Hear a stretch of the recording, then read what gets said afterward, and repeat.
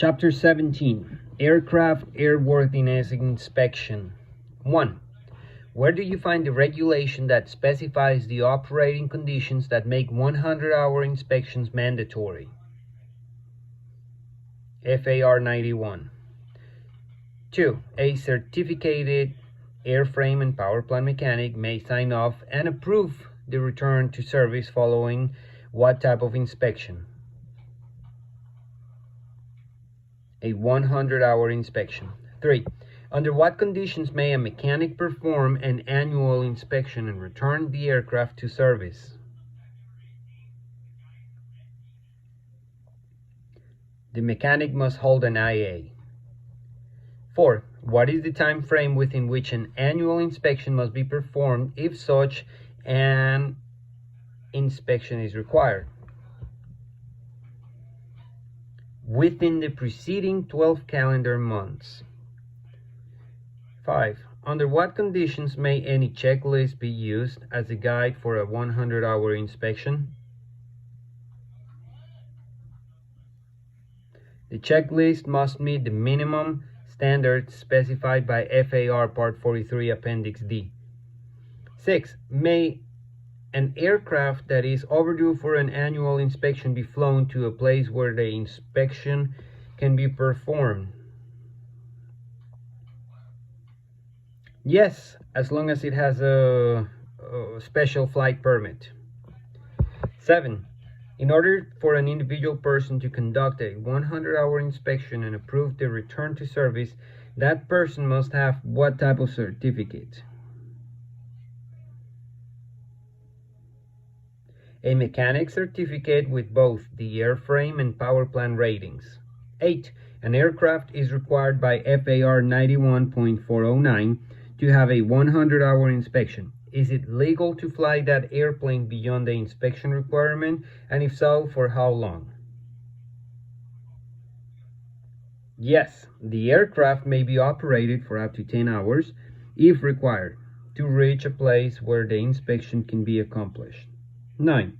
An airplane is flown 4 hours over the 100-hour inspection limit to reach your maintenance facility. How do you account for those 4 hours? The 4 hours are included in the next 100 hours time in service period. 10. What types of operations require that aircraft operating under Part 91 must undergo 100-hour inspections? Aircraft operated for compensation or hire, or used for flight instruction when provided by the flight instructor. 11.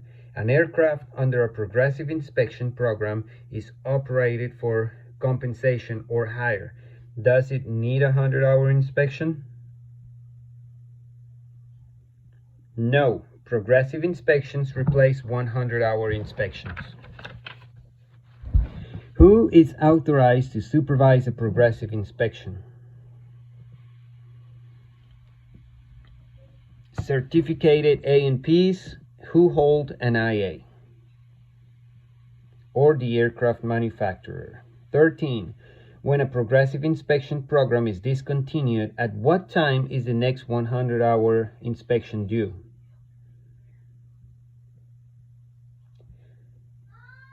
"100 hours after the last complete inspection of the progressive program."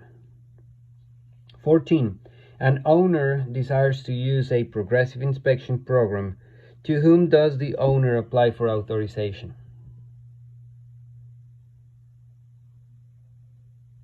To the FAA Flight Standards District Office, having jurisdiction over the area where the owner is located.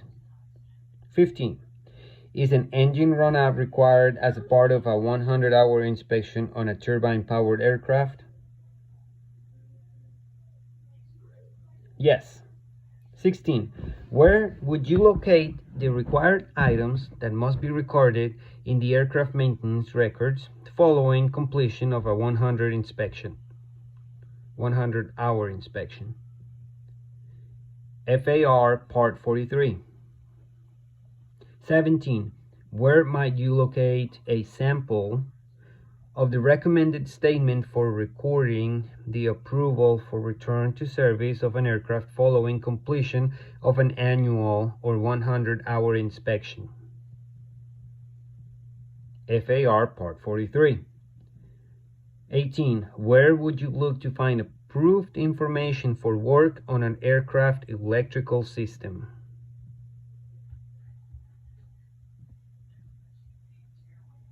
In the manufacturer's maintenance manual or other instructions for continued airworthiness.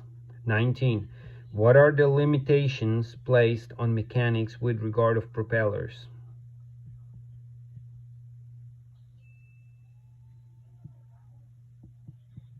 Mechanics may not perform major repairs to or alterations of propellers.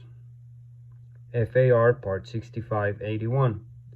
20. After equipment is installed in accordance with an STC, who must approve the return to service? An A&P mechanic who holds an IA.